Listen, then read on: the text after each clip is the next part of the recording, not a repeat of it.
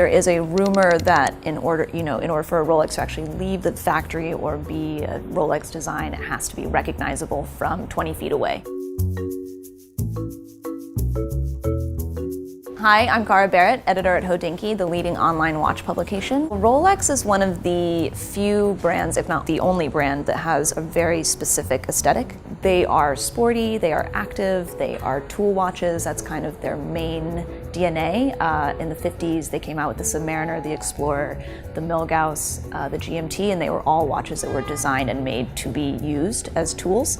And so that's their bread and butter, and it still is today. It kind of evolved into a luxury brand later in life, which now is what they're known for. So that's kind of the interesting thing about them, is they initially were tool watches, which have now become luxury. Rolex is kind of one of those brands that sits on the lower end of the spectrum as far as luxury watches are concerned. The Submariner is $8,000. The entry-level watch at Rolex is $5,000 with the Oyster Perpetual. Their three qualities are self-winding, waterproof, and precision, and they really focus on quality. It takes 1 year to make a Rolex. They go through extensive testing, the accuracy, the chronometer, the timing. It's all about telling the right time, keeping the right time.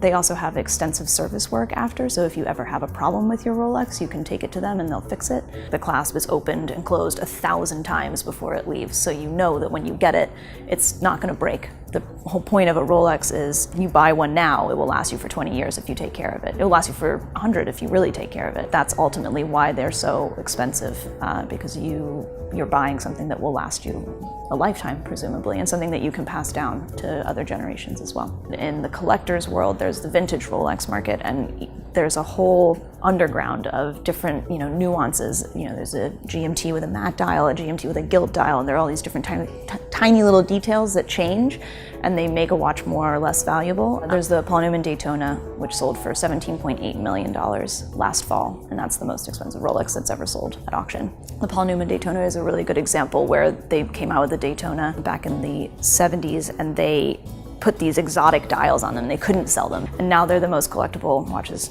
on the vintage market. No one knows how many Rolexes are produced per year. No one knows how many Rolexes are produced per model, but there are specific ones, like the Rainbow Daytona that came out this year, rumored to have X amount made, but very small quantities. And you don't ever know exactly what the number is, but you do know that there aren't that many, and they're hard to get. One of the best things about Rolex is anyone can wear any of them. They're very unisex, and I think that's refreshing, because a lot of times brands are, put a lot of diamonds on watches and kind of brand it as a woman's watch, whereas Rolex does the same thing, but it's, kind of unisex. So I wear a lot of men's Rolex. But the ladies' Datejust is actually, in two-tone, is actually the most sold Rolex model of all time, which is a really fun fact.